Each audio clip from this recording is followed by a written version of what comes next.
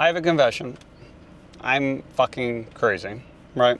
And so I go through these periods of times where like honestly, I'm just not happy with life. There's some times where I'm like, I just don't know what the hell's wrong with me.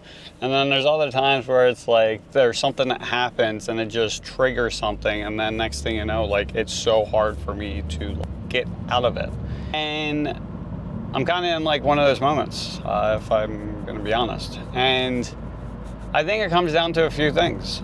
Number one is I know for myself that when I eat complete crap, that my brain just is not happy with myself, right?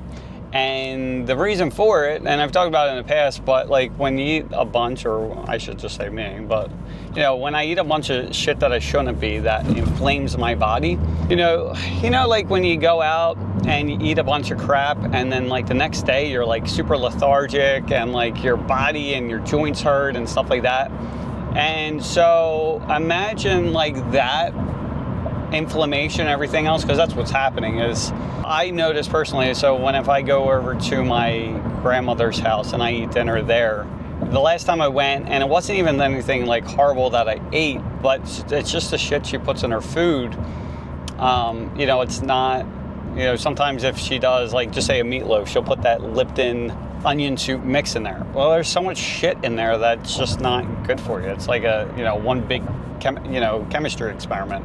And so anyway, the following day, and like actually it's probably like the next 2 days, I'm legit like 2 pounds heavier than I typically am.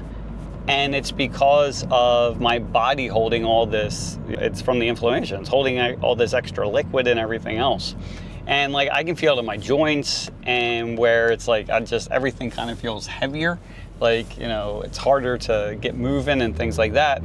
And then the same thing happens, like, it's happening all over the body, which is in the brain as well. So like parts are getting inflamed and getting basically swelled, and then it's just affecting your mood and memory and everything else. And so today, you know, I felt it again, you know, where it's like I like my weed pens, I put them, normally I just have them out, and it's not like I'm using them all day or anything like that. It's literally just at night to like calm my ass down and relax and have fun. And I was like, you know what, let me stop this. So I throw them in the safe, and then I was feeling like super crazy yesterday, and it's not even all day, it's literally just like when I get home from work. And so I'm like, you know, fuck it, like let me just have it, like, because I'm just basically at this point I'm an asshole, and you know, my kids shouldn't have to deal with this, my wife shouldn't have to deal with this, and things like that. So I have that, and then of course after doing that, then it's like you know, having ice cream and shit like that. So then today is my son's Rubik's Cube competition, and so we go there, and when I say it's his, I started signing up. I learned how to do it as well, just because I'm like, if I'm there, like I might as well do it myself, and plus it's just something else to do with my son. And so the effects on my brain, I can feel it, because it's normally Saturdays that we're going, and that's, you know, Fridays we have our contractor and crew appreciation day, and then that's where I'm eating usually some like more and more shit that I shouldn't be eating. And then like if I smoke weed at night, then I'm eating more shit that I shouldn't be at night, plus probably the lasting effects of the weed in general. And like I can just like it's so easy to tell, like obviously the brain's getting impacted in one way or another, but like when it comes to the Rubik's Cube, when you start putting a, you know, when you're timing stuff and literally just seeing your brain work in real time, because you're so active, I'm just so active in like what I'm trying to think about and stuff like that, and just even like pairing up, I'm not going to get onto the Rubik's Cube, but there's like different things, and you know, as far as like different algorithms, when this happens, I need to do this, and like, you know, my brain, it's taking longer to process the shit. Then it's like I can't get my hands to do what they're supposed to do, and I'm like, oh my god, like this is just freaking brutal, right?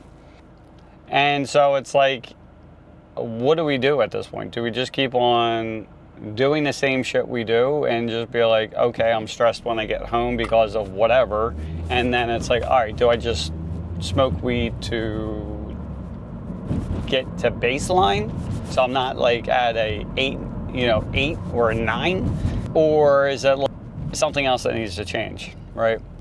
And so I was watching this video. I didn't even get through the whole thing at this point because it's like an hour and 10 minutes long, and I just saw it this morning. And so I'm watching it, and it kind of like put everything in the words of like how I was feeling. And, you know, I've been saying to my wife for so long, because I see like this dynamic between, it's Layla Hormozi had posted, so it's you know, I always talk about Alex, but Layla's the wife. And, you know, they've talked about in different videos and things like that, that they, you know, when they decide to get married, it wasn't even based on love, right? And they figure that, and it makes sense, right?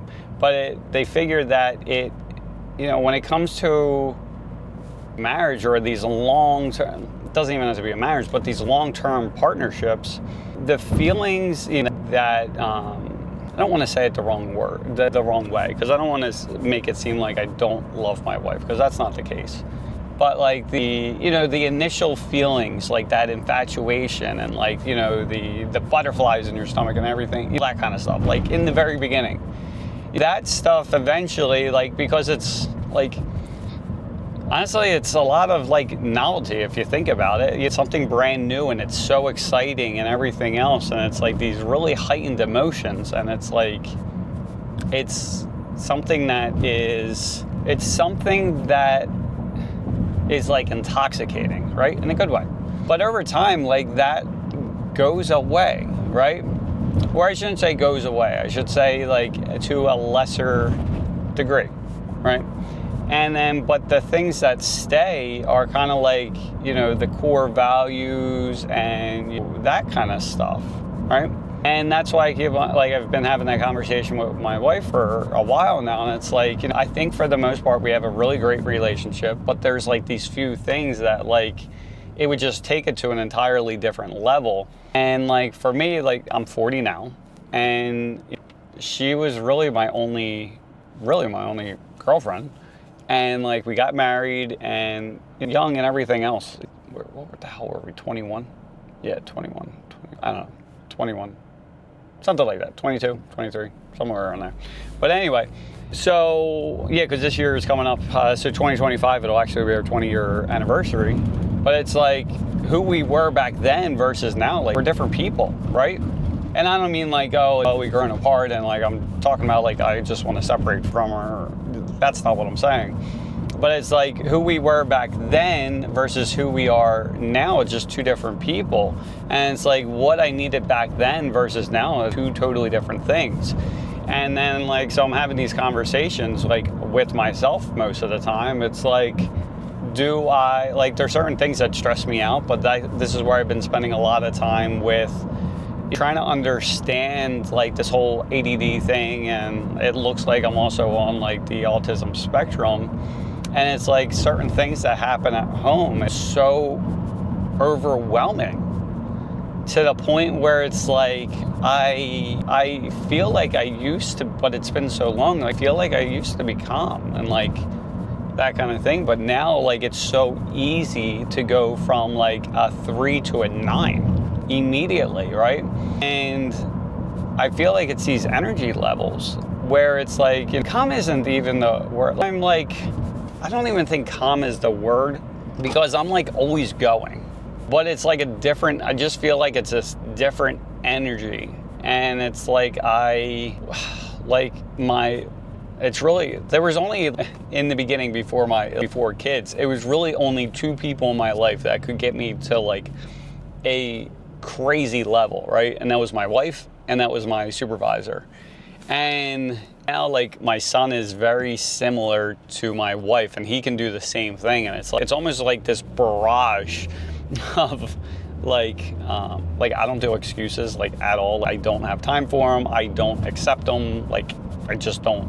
And even so at home, like if we're trying to have a conversation, it's almost like those ping pong matches where you got the professional ping pong matches where they're like fucking hitting that thing so fast back and forth. Like that's what an average conversation turns into 99% of the time at my house, where it's like as soon as they're not even done talking. By the time by the time they're like 98% done, the other person's already going.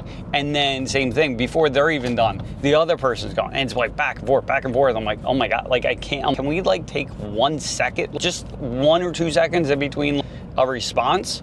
And it just goes. What the fuck? And at that point, I either like, I'm trying to like, just get away from the conversation as quickly as I possibly can, or it's like, let me just have some weed, because then it allows me to like process those feelings. It's not even process the feelings. I guess the weed allows me to almost take a step back. And because that's where I try to remind myself half the time, because like if I hear them arguing, it just gets me to like a different, again, it's almost like this changing of energy, and it's like I just don't like feeling that way. So then it's like I start trying to mentally prepare myself that if they are arguing, that I have to just view them as like two Karens in public. And instead of like getting frustrated that like, why do I have to deal with this, to like, oh my God, like, look at these two Karens. And like, sometimes that helps. But other times, like if I don't get myself prepared for that first, and then like I get hit with something, it's so fucking hard to deal with. And so anyway, more and more, a lot of times because of that energy level, because I don't have that, and I shouldn't say I don't have that at work, but for the most part, besides my wife, if I ask for something to get done, it like gets done. Or if something happens and someone does, there's one person in particular that does this shit all the time at work. I've talked about it before. It's like they'll do dumb shit and then they try to argue with me on why they did dumb shit. And I'm just looking at them like, dude, like, shut up. Like, you fucked up and you want to try to rationalize why you fucked up. And I'm like, what are you doing? She did that to me yesterday. We were sitting down and someone was talking about the new Venom movie, and she said something about the movie, and I'm like, because I hate when people tell me like what's going to happen in the movie. I hate it. Like, it drives me insane, because at that point I'm like, why am I watching a fucking movie if I know what's going to happen? So she tells me something but doesn't tell me exactly what's going to happen. And even my son's sitting there and like he's thinking the same thing. I'm like, dude, what are you doing? Like you just ruined the movie for me. She's like, what? I didn't tell you exactly what's going to happen. I'm like, yeah, but you told me this. So now, and you told me when it's going to happen. So then I'm going to be watching the movie and wondering what's going to happen. But then because you told me, I already know what's going to happen. She's like, well, I didn't say who. I'm like, it doesn't fucking matter. Like, I'm going to know now. And then she's giving me all these excuses. What the fuck? I'm like, and then I just started calling the person at work. I'm like, oh, okay. I'm like, I don't want to say the guy's name because I don't want to call him out, but I'm like, I'll just call him, Jimmy. I'll just call him, like, I'm like, okay, Jimmy, like, you fucked up the movie for me, Jimmy. Like, and then she's like, I'm like, you're fucking acting like Jimmy. What are you doing? It's okay. And she's like, well, this person told me and he shouldn't have told me. I'm like, yeah, well, he fucked up too, but that doesn't give you permission to then fuck up on top of it. By him fucking up doesn't remove you're fucking up, if that makes sense, right? And I hope you guys are kind of getting this. I don't even know if I'm gonna post this, to be honest with you, because like it's just been one of those days and that's how I've been feeling, and it's like really driving me fucking crazy. So anyway, I'm almost to this, I didn't even get into it, but anyway,